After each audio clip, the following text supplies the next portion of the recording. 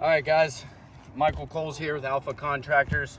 We're out here in Florence, South Carolina, helping out a fellow roofing company. We were asked to come out and test the repairability of these shingles. They've been having some issues over at Brazen with feeling confident enough to be able to complete a repair to shingles that are in this condition and of this age. I was informed by Brazen that the desk adjuster was requesting a repair video with this handy dandy tool I got here, the roof snake. That's what they wanted me to use to perform the repair video. That ain't happening. This roof snake is, honestly, it's total crap. It says right on the packaging that it is specifically meant for 3-tab shingles, which you know, manufacturer install instructions are pretty much just as good as code, and I refuse to do an improper repair or even an improper repair attempt with the wrong tool that clearly states are not to be used on architectural shingles. So anyway, we're going to use handy dandy crowbar that I've completed a plethora, thousands of repairs with, without further damaging any other shingles while completing the repair. I'm going to be super cautious, display an extreme amount of caution.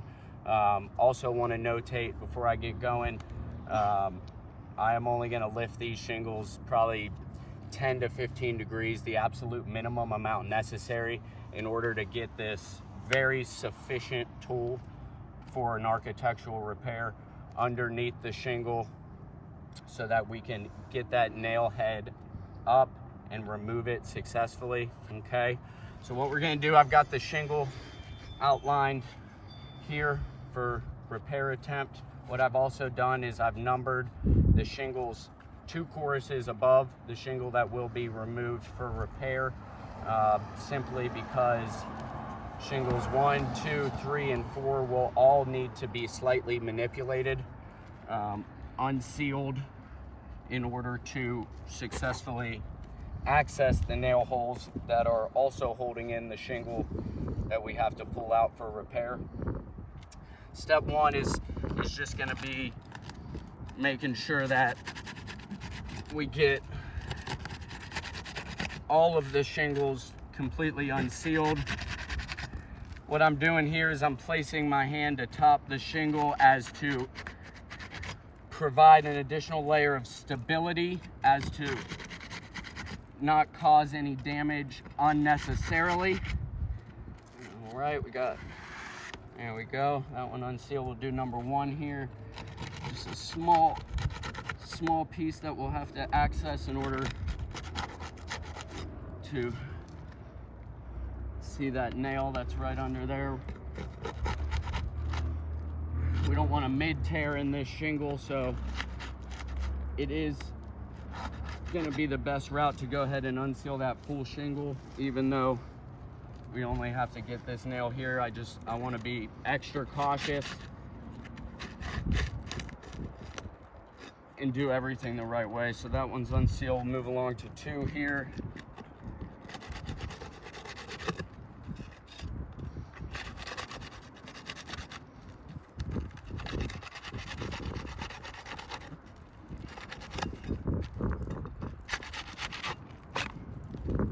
All right, we're good on 2. Move up to 3.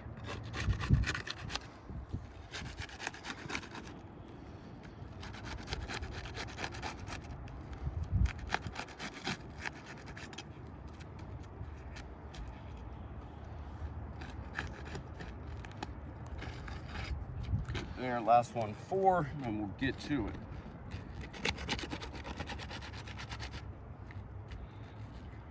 And I can see, even with my hand atop of it, just from unsealing the shingle, I am noticing some minor delamination to those tabs. That seal is breaking. All right, so we've got all of our shingles successfully unsealed. Next step in the process here, we're gonna locate those nail heads. Already determined we have a nail right here under shingle 1. As you can see, I lifted that shingle no more than 10 degrees at the very most. I'm being super careful here while I do this.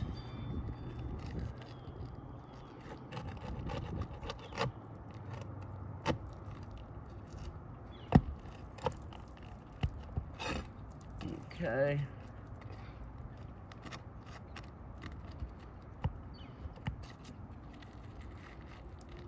Again, only lifting this shingle the minimum amount possible to remove that nail. Got that one out of there. We'll go ahead and move along to shingle 2.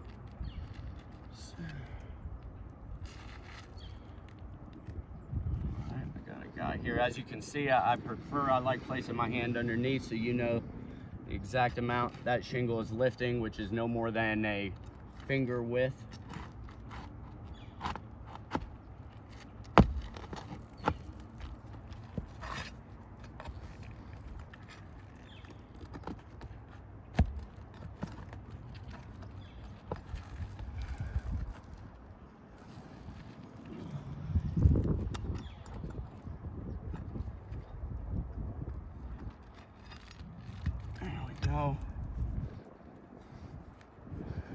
I don't know if you can see how that one is just kind of staying there. Kind of speaks to the stiffness and non-pliability that Ryan was probably encountering during some of his other repair videos. I did not review those, so I can't tell you definitively, but that's what common sense would tell me.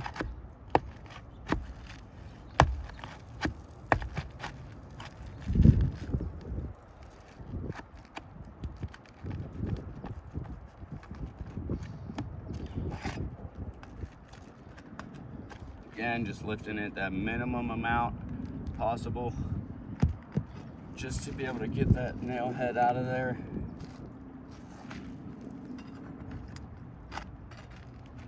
Got that one.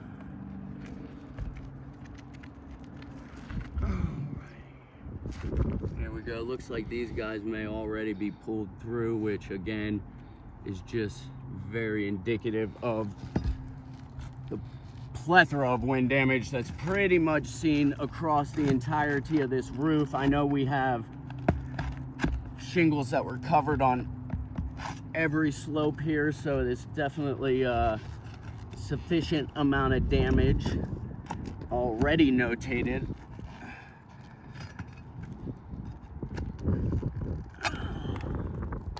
That guy.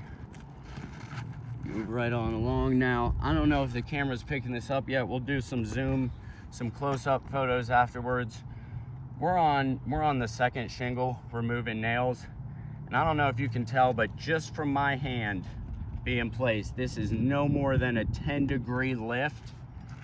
There is clear, like very evident creasing and granule loss going on to this shingle. I mean, I have been overly cautious. I think, you know, you can see from the video. This is crazy. I mean, I've done no more than basically put my hand and caused a less than a 10-degree lift, and the amount of granule loss as well as creasing is pretty wild. At this point, we have indefinitely caused damage to other shingles that were not prescribed in the repair. This here is shingle 2. We had 1, 2, 3, and 4. Without a shadow of a doubt, we have, even on this tab, you see here, clear creasing, and I haven't lifted this shingle more than a hand's width. All right, so we've created a sufficient amount of damage that was not prescribed in the original scope with lifting the shingle less than 10 degrees. I mean, what are we doing here, guys? We're gonna go ahead and continue on, but like, I don't know if I've had an architectural shingle fail a repair video this quick. It's outrageous, absolutely nuts.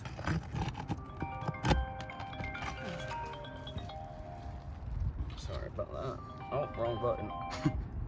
Mike, would you say using a roof snake would have mitigated that damage at all? Absolutely not. I would say even quicker, it would negate any attempt at a repair, seeing as how that tool is not meant for this shingle.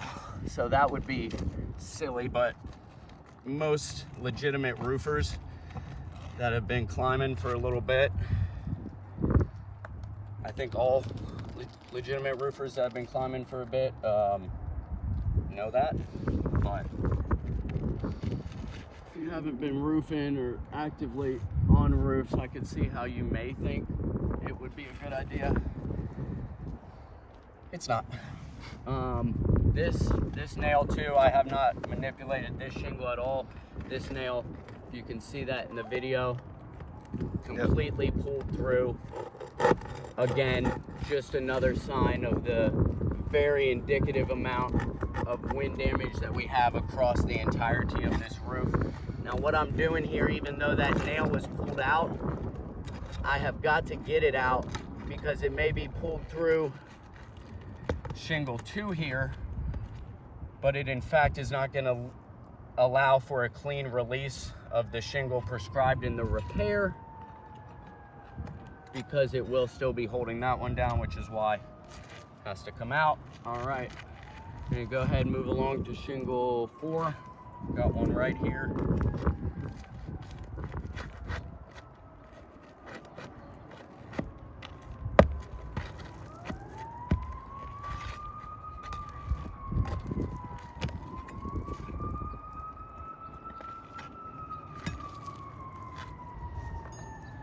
All right, same thing, non-pliability that we're seeing as the shingle just stays lifted with only about a 10-degree manipulation.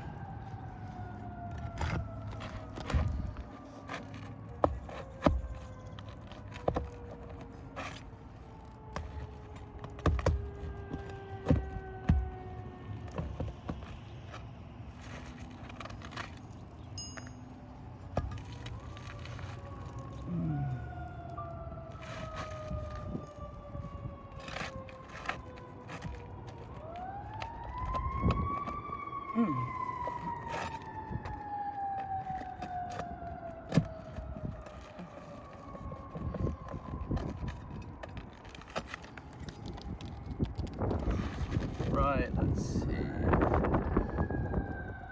One more here.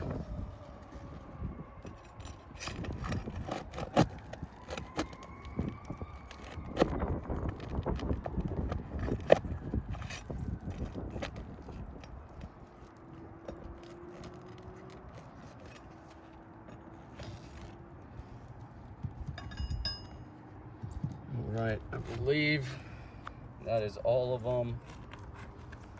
Give it a test. And it was, look at that. That guy will slide right out. All right, now that we've got that shingle removed, I'm gonna go ahead and just do a quick assessment. Really, shingles 1 and 3 didn't need manipulated much at all because they were so close to the seam. It was just one nail on each that needed to come out. Even so, with how I had to lift shingle 3, we are seeing breakdown on this tab here. I think the amount of breakdown on shingle 2 across pretty much the entirety of the shingle is more than obvious and evident. Shingle 4, I think, held up the best. There's only a slight amount of granule loss at some of the top areas here. At this point, it's pretty clear we've created damage to half or more than half of the shingles, the additional shingles that needed to be slightly manipulated in order to create this repair. Honestly, I really don't get it. You guys, this roof, this shingle is not repairable. Ryan told me, I think he's done a couple different repair videos so far. This is outrageous that I had to charge Brazen and charge Ryan to come out here as a second opinion to show you guys what is more than obvious and evident. What I'm gonna do right now, I'm stopping this repair video. I'm not gonna continue on after we have created further damage to shingles not prescribed in the repair. We're gonna go ahead, we're gonna get this area tarped. Ryan will send this in. I hope you guys do the right thing for him and his homeowner. I mean, this isn't even anybody we're working with, we're taking care of. Without a shadow of a doubt, this roof is 100% non-repairable. There are huge repairability issues, and for the age of the shingle, I'm not sure, I haven't went into detail about this with Ryan, but there is probably major compatibility issues as well. Like I said, we'll get this sent off, and get your guys' mutual customer taken care of. All right, thank you so much.